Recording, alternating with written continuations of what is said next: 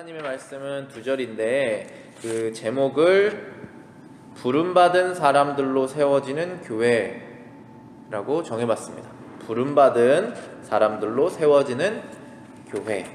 부름받은 것이 무엇인지, 그리고 나는 부름을 받았는지, 무엇을 위해서 부름을 받았는지, 그리고 교회는 무엇인지 오늘 말씀을 통해서 여러분들이 아시겠지만 또 발견하시는 그런 시간이 되었으면 좋겠습니다. 그래서 오늘 말씀의 주제는 하나님께서는 하나님께 부름을 받은 사람들을 통해서 교회를 세우신다는 것입니다. 교회라고 하면 교회는 부름받은 사람들의 모임입니다. 오늘 본문 13장 1절 보시겠습니다. 거기 첫 번째 단어에 보시면 안디옥이라고 나와 있고 두 번째 단어는 교회 이렇게 되어 있습니다. 안디옥 교회에 이렇게 되어 있죠. 영어로 보시면은 The church that was at Antioch, 안디옥이라고 하는 그 지역에 교회가 있었다라는 것입니다. 제가 여기 주보 뒤쪽에 이제 예전에 보여드렸던 지도를 또 다시 여기 첨부했습니다. 보시면은 안디옥이 있죠. 중간에 오른쪽 좀 위쪽에 안디옥이라는 그 지역이 있습니다. 그 지역에 지금 교회가 세워진 것입니다. 자, 여러분들 교회가 무엇이라고 생각하십니까? 교회는 제가 늘 말씀드리지만 건물이 아니죠. 우리가 위에 층에서 예배드리다가 지금 아래층으로 내려왔는데 교회는 어떠한 장소가 아닙니다. 교회는 누구냐? 저와 여러분들입니다. 예수님을 믿는 사람들의 모임이 교회입니다. 그것이 어디로 가든지 두세 사람이 그리스도의 이름으로 모인 것이 바로 두세 사람 이상이 모인 것이 교회라고 볼 수 있습니다. 주보에 보시면은 교회라는 단어를 헬라어로 어떻게 보이는지 아실 수 있습니다. 에클레시아라고 되어 있죠. 에클레시아라고 이제 읽는데요. 이 헬라어 단어를 그게 바로 교회라는 뜻입니다. 근데 여기 에클레시아는 두 단어가 이제 결합된 단어예요. ek라는 것은 from입니다. from. 그래서 뭐뭐로부터. 그리고 뒤에 칼레오, 클레시아라는 것은 칼레오라는 단어부터 나왔는데 칼레오는 부르다, 누구를 이렇게 불러내다 그런 뜻입니다. 그래서 에클레시아는 그냥 문자 그대로 해석하면 뭐뭐로부터 부름받은 사람들이라는 뜻입니다. 뭐뭐로부터 부름받은 사람들. 자, 그러면 여러분들 지금 부름을 받으셨습니까? 여러분이 부름을 받았으면 이제 교회가 되시는 건데요. 무엇으로부터 부름을 받는 것이 교회일까요? 먼저 세상으로부터 부름을 받는 것이 교회입니다. 세상으로부터. 여러분도 그렇고 저도 그렇고 부름받은 포인트가 있을 것입니다. 우리 인생 중에서 그전에는 부름을 받지 않았는데 부름을 받은 다음부터는 우리의 삶이 달라지게 되는데 그전에는 우리가 어디에 속했느냐를 보면 우리가 무엇으로부터 부름받았는지를 알게 되겠죠. 근데 처음에는 잘 모르지만 우리가 그리스도인으로서 살면 살수록 내가 무엇으로부터 부름받았는지를 더 많이 알게 됩니다. 그래서 첫 번째는 세상으로부터 부름을 받았죠. 그냥 직접적이고 일반적인 예로 보면 지금 주일날 오전 9시 반에 성경 공부, 10시 반에 오전 예배를 드리고 계시잖아요. 그런데 세상 사람들은 드리지 않죠. 노는 날이잖아요, 오늘 주일이. 근데 그 주일을 놀게 하나님께서 쉬게 하나님께서 섭리적으로 나라마다 정해주셨죠. 그건 예배드리라고 하나님께서 정해주신 것입니다. 그런데 세상에 있는 사람들은 그것을 모르기 때문에 아직 불려지지 않았기 때문에 세상에서 자기들의 생활을 즐기고 있는 것입니다. 삶을 보내고 있는 것이죠. 그러나 우리는 부름을 받았기 때문에 여기서 예배를 드리는 것입니다. 우리 예배 시작할 때 맨 처음에 앉아서 조용히 기도하는 것을 묵도라고 하죠. 그 묵도는 사실 예배의 포함이 아닙니다. 그래서 이제 예배 순서할 때 묵도가 빠져있는 교회도 있습니다. 그거는 자기가 그냥 이 성전에 들어왔을 때 그냥 조용히 준비하는 겁니다. 다 같이 할 필요가 없고 스스로 이렇게 하는 것입니다.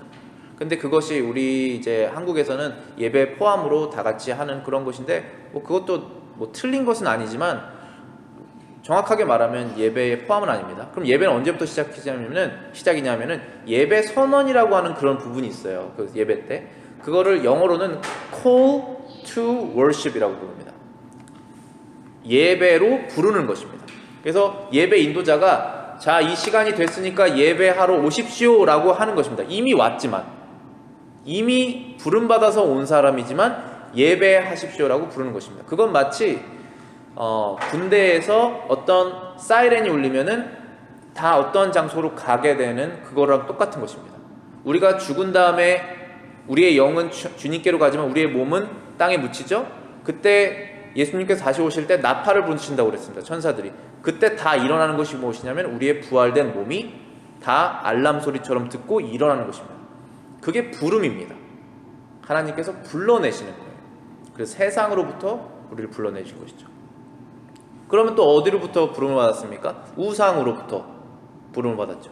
내가 이것이 있으면 행복할 것이다 라고 하는 그것이 하나님이 최고의 위치가 아니었던 그 다른 것을 숭배했던 내 자신이 부름을 받게 되는 것입니다. 또 어떤 것이 있습니까? 죽음으로부터의 부름이죠. 부름을 받지 않았으면 죽은 상태로 살다가 죽게 되는 그 죽음으로부터, 죄악된 삶으로부터 부름, 하나님께서 싫어하시는 것을 아무런 가책 없이 해왔던 그 상태로부터의 부름을 받아서, 꺼내짐을 받아서 모여 있는 곳이 교회입니다. 물론 우리가 완전하게 죄로부터 다 자유롭지 않고 완전하게 우상을 다 철폐하지 않고 완전하게 세상에서 분리되진 않았죠. 왜냐하면 우리의 육신이 아직 있기 때문에. 그러나 우리의 심령은 매일매일 새롭게 됨으로 세상으로부터 늘 부름을 받아내지는 것입니다. 그게 교회입니다. 그게 여러분들이 되시기를 바랍니다. 네. 그렇게 부름을 받은 사람은 교회 예배로 모이고 그리고 한 교회에 속해서 신앙생활을 시작하게 되는 것입니다. 그게 부름입니다. 자, 그러면은 이 안디옥 교회가 어떻게 생겼는지 우리 다시 한번 기억해 보실게요. 사도행전 11장입니다. 사도행전 11장 20절부터 21절 보실게요. 사도행전 11장 20절하고 21절 읽겠습니다. 그 중에 구브로와 구레네 몇 사람이 안디옥에 이르러 헬라인에게도 말하여 주 예수를 전파하니 주의 손이 그들과 함께 하심에 수다한 사람이 믿고 주께 돌아오더라. 안디옥에서 사람들이 예수님을 전파했다는 것입니다. 그랬더니 하나님의 손이, 주님의 손이 그들을 전파하는 사람과 함께 하셔서 수많은 사람들이 그 말씀을 믿고 다 주께 돌아왔다는 것입니다. 여러분들 지금 주께 돌아와 계십니까? 여러분들 지금 주인이 누구세요? 여러분들의 주인이 예수님이세요? 그러면 우리는 주께 돌아온 것입니다. 근데 그 사람들이 그전에는 아니었어요. 그전에는 예수님과 상관없이 살았던 사람입니다. 그런데 말씀을 듣고 주님께 돌아왔다는 거예요. 주님께 부름을 받은 사람들입니다. 여러분의 주인은 누구십니까? 26절 보시겠습니다. 만남에 안디옥에 데리고 와서 둘이 교회에 1년간 모여 있어 큰 무리를 가르쳤고 제자들이 안디옥에서 비로소 그리스도인이라 일컬음을 받게 되었더라. 안디옥에서 많은 예수님을 믿는 사람들이 생겨나서 그들이 이제는 교회에 모여서 예배를 드리고 그리스도인이라고 불릴 정도로 그리스도 말씀대로 살았다는 것입니다. 그래서 이 교회라는 것은 하나님께서 세상으로부터 구원하신 사람들이 주님의 말씀대로 사는 그 사람들이 되어서 그리스도를 따르는 그 무리가 바로 교회입니다. 자, 두 번째 교리는 하나님은 말씀을 가르치는 사람들로 교회를 세우신다라는 것입니다. 13장 1절에 보시면은 이제 이름들이 나오기 전에 안디옥 교회에 선지자들과 교사들이 있었다라고 되어 있습니다. 안디옥 교회에 선지자들 그리고 교사들이 있었다라는 것입니다. 선지자라는 것은 하나님의 뜻을 알아서 사람들에게 전파하는 사람이 선지자입니다. 신약 성경이 완성이 되지 않았기 때문에 하나님의 뜻이 완전하게 다 드러나지 않았죠. 지금 사도행전 중이니까. 신약 성경 요한계시록까지 다 완성이 안 되어 있잖아요. 지금 우리는 하나님의 뜻을 선지자, 어떤 특별한 선지자가 하나님의 뜻을 받아서 전하는 것이 아니라 여기 두 번째 교사라는 사람들이 전하는 것이겠죠. 교사는 이제 교회 목사와 또 교수들과 성경을 가르치는 사람들이 다 교사겠죠. 하나님의 뜻은 이미 성경에 다 있으니 그것을 해석해서 잘 가르치는 사람이 교사입니다. 그래서 지금 신약 성경 완성 전이니까 선지자들이 있었다는 것이죠. 그리고 교사들, 그들의 역할은 거의 겹치는 부분이 많이 있었을 것이고 지금은 그것이 하나로 이제 합쳐졌겠죠. 전 것이 신약 성경 이후로는. 그래서 우리가 특별한 선지자를 세상 찾아다니지 않는 이유가 하나님 말씀이 우리에게 있으니까 그런 것입니다. 단지 좋은 교사가 있는 교회를 찾을 뿐이죠. 우리 에베소서 한번 찾아보시겠습니다. 에베소서 4장 7절입니다. 우리 각 사람에게 그리스도의 선물의 분량대로 은혜를 주셨다 하셨습니다. 여기에서 은혜라는 것이 영어로는 gift입니다. gift는 선물이죠. 하나님께서 사람의 분량대로 선물을 주셨다. 그 선물은 우리말로 은혜, 때로는 은사라고 불려집니다. 은사를 주신 것입니다. 은사는 영적인 모든 것을 포함하지만 우리의 재능, 그런 것 다 포함입니다. 우리 사람이 다 다르잖아요. 여기 우리 있는 모든 분들이 서로를 돌아보시면 나랑 똑같은 사람은 아무도 없습니다. 심지어 쌍둥이도 다르죠. 서로. 그 사람마다 다르다는 것은 다 각자 잘하는 부분이 있다는 것입니다. 그 재능을 하나님께서 제가 원해서 받은 것이 아니라 하나님께서 저에게 그렇게 타고나게 주신 것입니다. 각자에게. 근데 그거를 하나님께서 여기서 영어 표현은 measure이라고 그러는데 다 재셔서 너는 이만큼의 분량이 필요하구나. 넌 이만큼의 분량이 필요하구나. 넌 이만큼의 분량을 감당할 수 있겠구나 해서 그걸 주시는 것입니다. 그것을 받은 사람들이 교회에 있다라는 뜻입니다. 11절부터 13절 보시겠습니다. 에베소서 4장. 그가 혹은 사도로 혹은 선지자로 혹은 복음 전하는 자로 혹은 목사와 교사로 주셨으니 이는 성도를 온전케 하며 봉사의 일을 하게 하며 그리스도의 몸을 세우려 하심이라. 우리가 다 하나님의 아들을 믿는 것과 아는 일에 하나가 되어 온전한 사람을 이루어 그리스도의 장성한 분량이 충만한 데까지 이르니 라고 되어 있습니다. 하나님께서 사람들에게 은사를 주셨는데 어떠한 사람들에게는 이러한 은사를 주셨습니다. 사도, 선지자, 복음 전하는 자 혹은 목사와 교사가 될 수 있는 은사를 주셨다는 것입니다. 지금 신약 성경이 완성이 된 후로는 제가 선지자가 없어졌다고 말씀드렸습니다. 하나님의 뜻을, 새로운 뜻을 알아서 우리에게 알려줄 것이 없습니다. 이미 다 성경에 예수님께서 말씀하셨기 때문에. 그래서 여기에서 대부분의 그 특별한 은사 받은 사람들은 지금은 필요가 없게 되었으니 지금은 교사, 목사라는 사람들이 하나님의 말씀을 교회에서 잘 가르치는 것입니다. 그리고 12절에 보시면은 이는 성도를 온전케 하며 봉사의 일을 하게 하며 그리스도의 몸을 세우려 하심이라.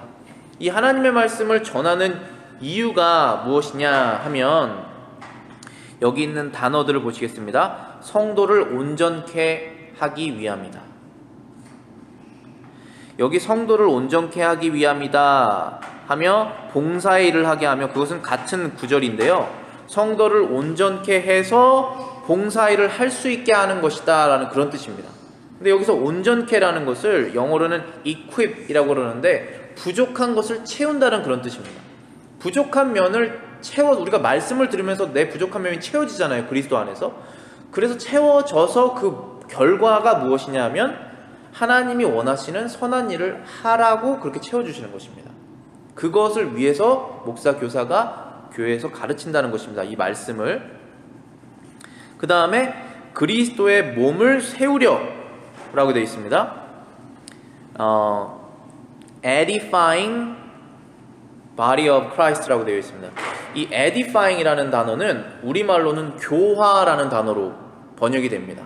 근데 여기 성경에서는 세운다라는 번역을 썼지만 어떤 뜻이냐면은 사람들이 부족한 사람들이 모여 있으면 교회가 다 부족하잖아요.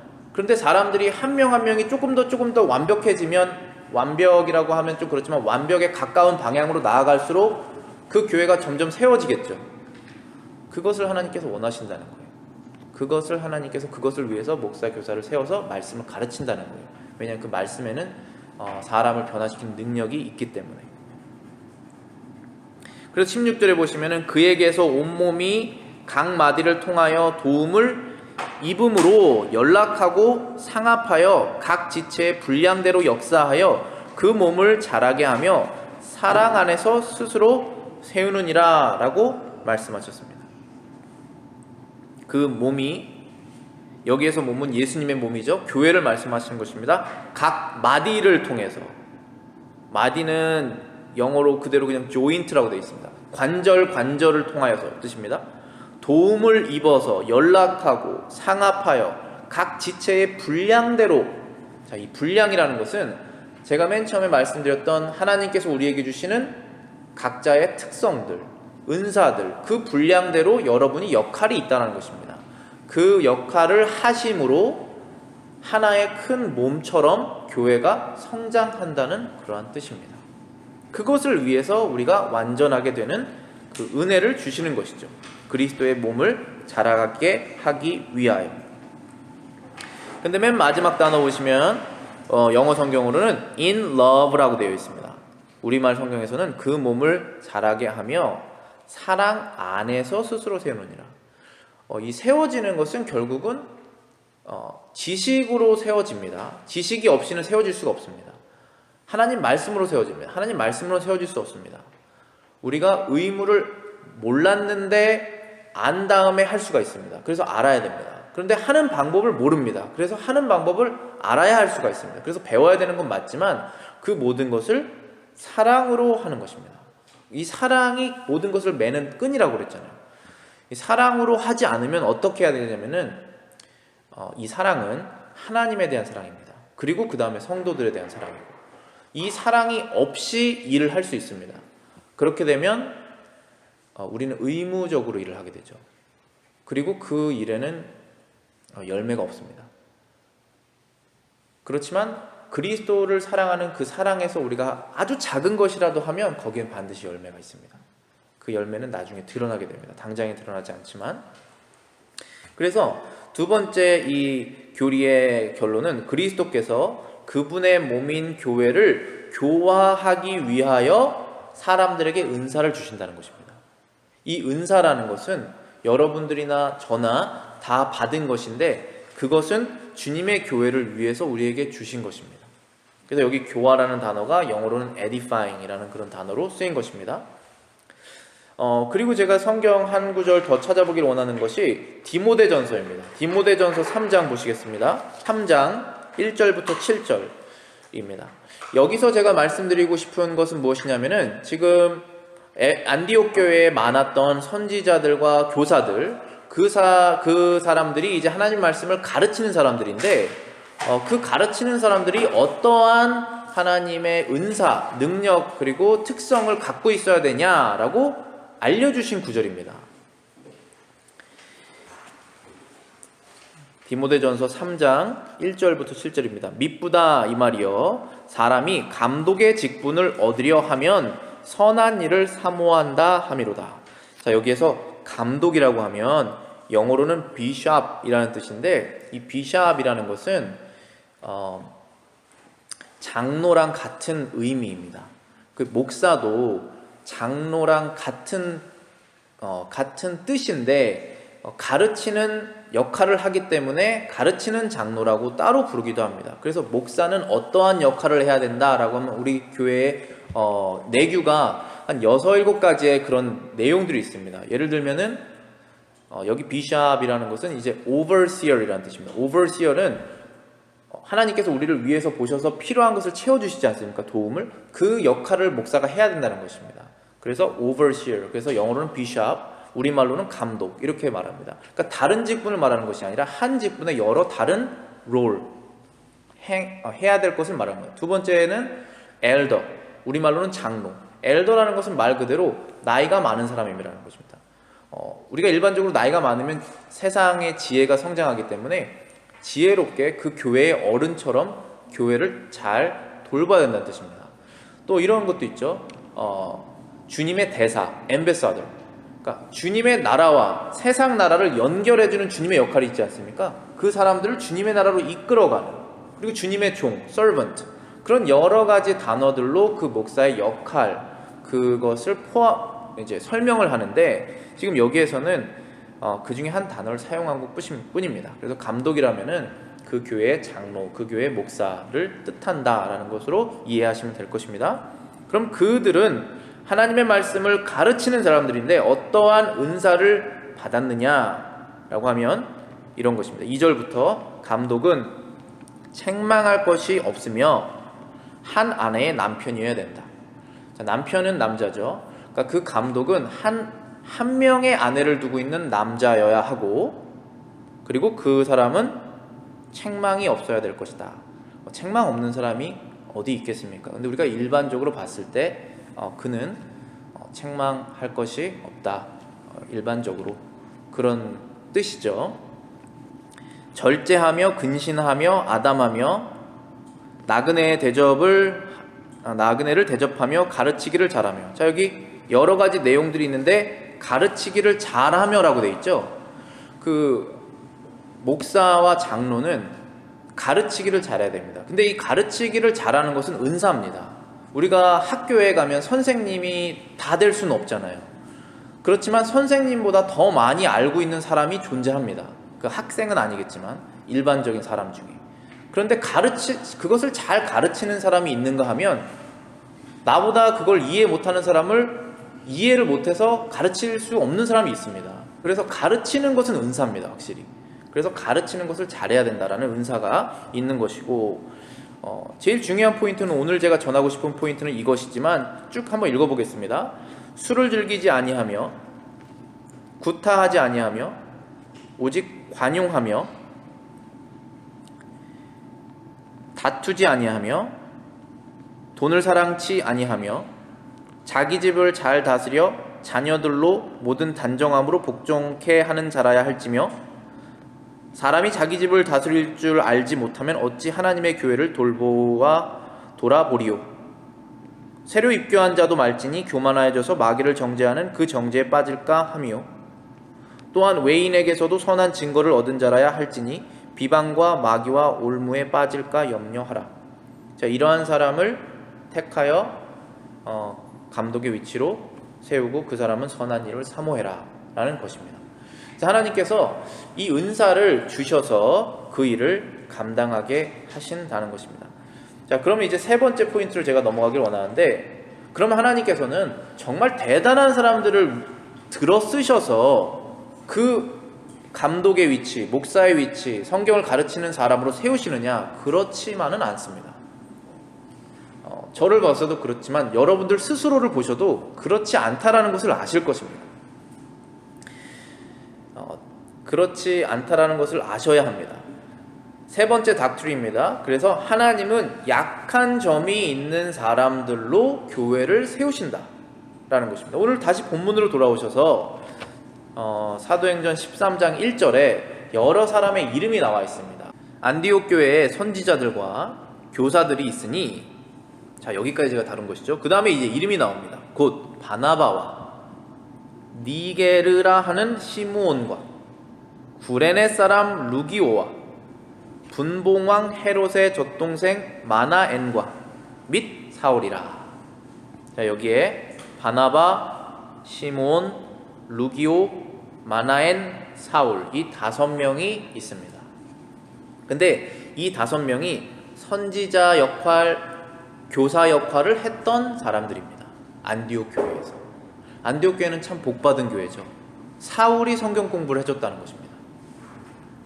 바나바가 아시죠? 바나바는 남을 인커리지 하는 사람이라는 그런 뜻이죠. 재산을 다 팔아가지고 초대교회에 냈던 그런 사람이잖아요. 그런 사람들이 지금 장로와 교사로 있는 교회예요.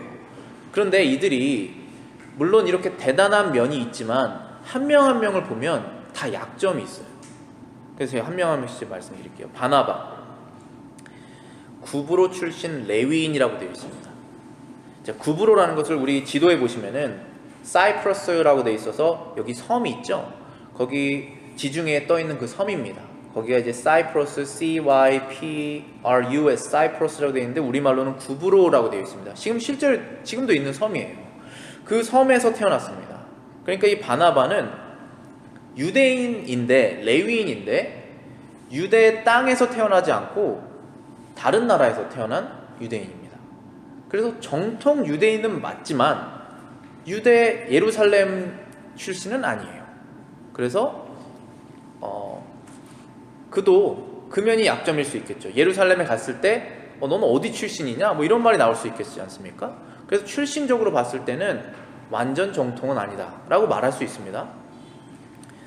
두 번째, 시므온이라는 사람은 니그레라 하는 시므온이라고 써있죠. 니그레라는 말이 라틴어로 블랙이라는 뜻입니다. 예.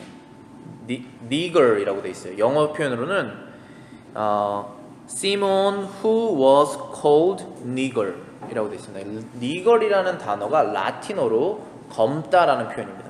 그러니까 이 시므온은 흑인이었습니다.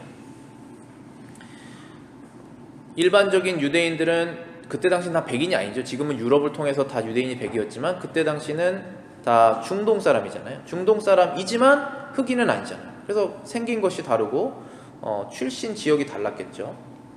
세 번째, 루기오는 구레네 사람이라고 되어 있습니다. 구레네는 지도상에 왼쪽 아래 보시면은 사이레네라고 되어 있죠. 이 사이레네라는 것은 지금의 이집트 서쪽으로 있는 나라입니다. 그도 아프리카 지역의 출신 사람이죠. 유대 지역 사람이 아닙니다. 그 다음에 네 번째, 마나엔입니다. 마나엔은 제 성경에서는 본붕왕 헤롯의 젖동생 마나엔이다 라고 되어 있습니다. 근데 영어 표현으로는 who had been brought up with Herod, 헤롯하고 같이 자라났던 사람이다 라는 뜻입니다. 헤롯은 유대 지방의 왕이죠. 유대인들을 싫어하고 유대인들을 억압했던 그 왕이죠.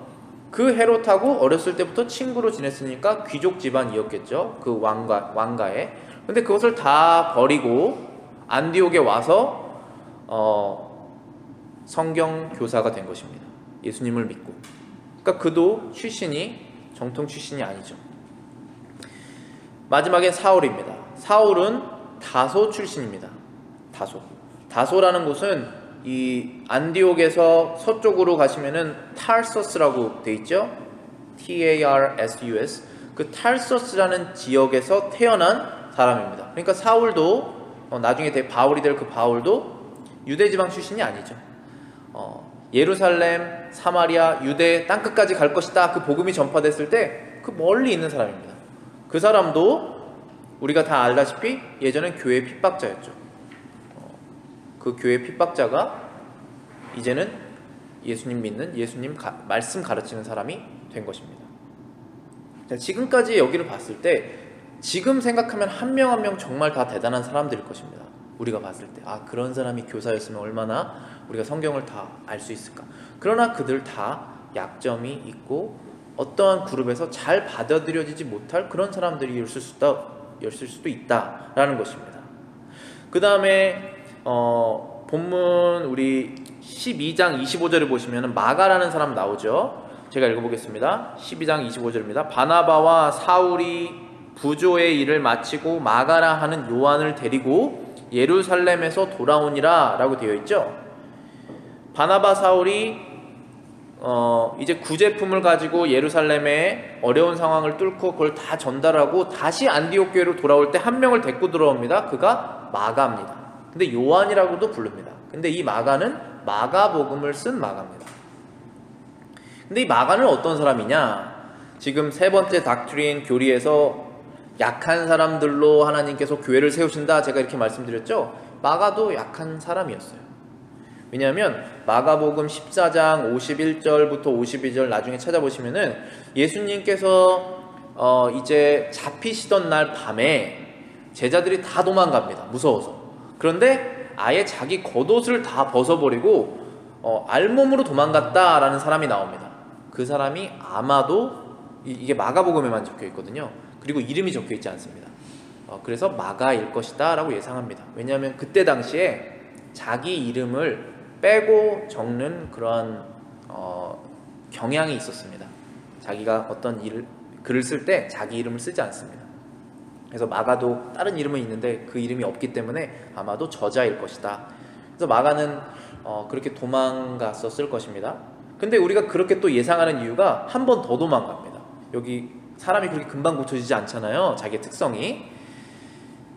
여기 사도행전 13장 13절 보시면은 바울과 및 동행하는 사람들이 바보에서 배 타고, 이 바보라는 것은 이제 파포스라고 하는 그런 이제 지역입니다. 그 구레네에 거기에서 배 타고 밤빌리아에 있는 버가에 이르니 요한은 저희에게서 떠나 예루살렘으로 돌아갔다라고 되어 있죠.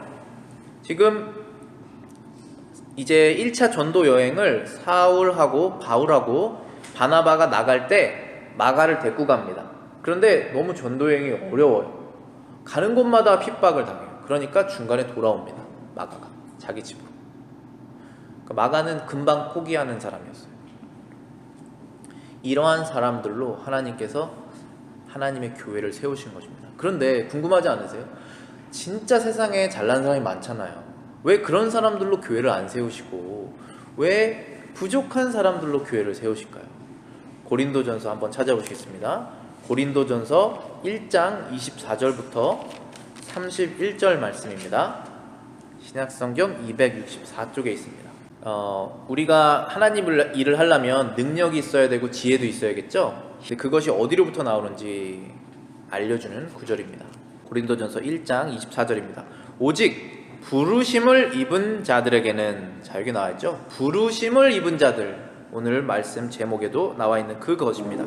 오직 부르심을 입은 자들에게는 유대인이나 헬라인이나 그리스도는 하나님의 능력이요 하나님의 지혜다. 세상 사람들은 모르겠는데 부르심을 입은 그들에게는, 그들이 지혜가 있다면 그리스도에게서 나온 지혜고 능력이 있다면 그리스도에게서 나온 능력이다. 그 사람이 유대인이든 헬라인이든 검은 사람이든 어떤 지역이든 상관없이 지혜와 능력은 그리스도에게만 나온다. 부르심 받은 사람에게만. 그런 것입니다. 25절입니다. 하나님의 미련한 것이 사람보다 지혜 있고 하나님의 약한 것이 사람보다 강하니라. 이것을 안 사람이 부르심을 받은 사람입니다. 내가 참선을 해서 훈련을 해서 가장 강한 사람이 되어도 하나님의 가장 약한 것보다 약하다라는 것을 알게 된 것입니다. 내가 공부를 하고 지혜를 쌓아서 수많은 철학을 다 알아서 세상에서 가장 지혜로운 사람이 되어도 하나님의 미련한 것보다 미련하다라는 것을 부르심을 입은 자들은 알게 된다는 것입니다. 자, 26절입니다. 형제들아 너희를 부르심을 보라. 여기 또 부르심이 나오죠. 형제들아, 고린도 교회들아, 너희들 주변 둘러보아라. 지금 예배하고 있을 때 서로 한번 쳐다보아라. 그것입니다. 육체를 따라 지혜 있는 자가 많지 아니하며 능한 자가 많지 아니하며 문벌 좋은 자가 많지 아니하는도다. 그러나 하나님께서는 세상에 미련한 것을 택하사 지혜 있는 자들을 부끄럽게 하려 하시고 세상에 약한 것들을 택하사 강한 것들을 부끄럽게 하려 하시며 하나님께서 세상에 천한 것들과 멸시받는 것들과 없는 것들을 택하사 있는 것들을 폐하려 하시나니 이는 아무 육체라도 하나님 앞에서 자랑하지 못하게 하려 하심이라.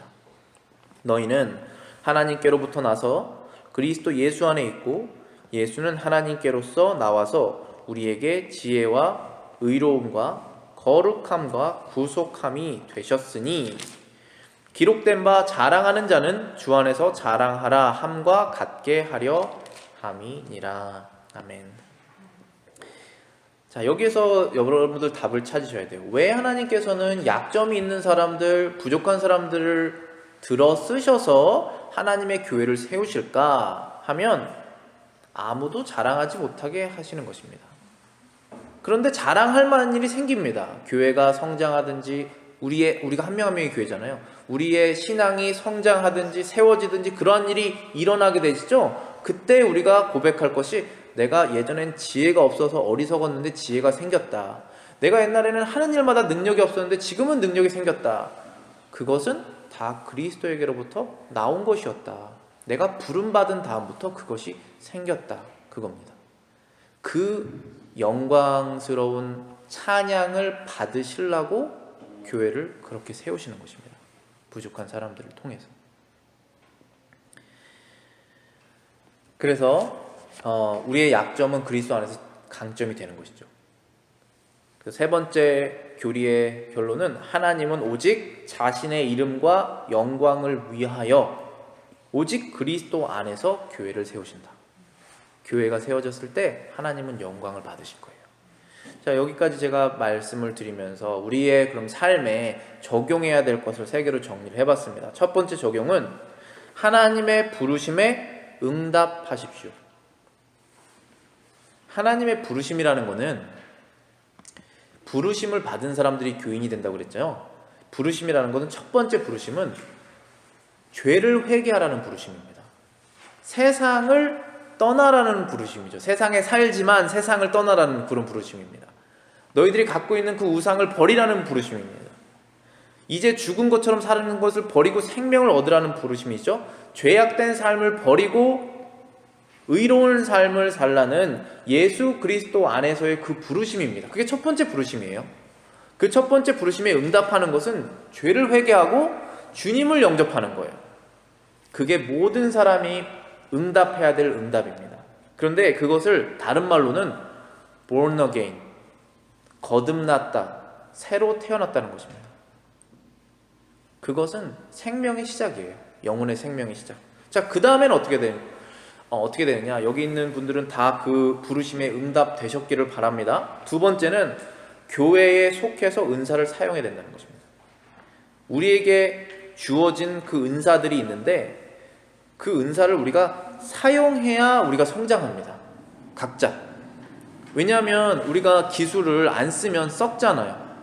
기술을 주시는 이유는 쓰라고 주신 거예요. 근데 은사를 사용해야 되는 이유는 우리가 그 기술을 성장하기 위해서 우리의 영적인 것을 성장하기 위해서 해야 되는 것이며 또 여러분도 다 아시겠지만 의무가 생길수록 성장합니다.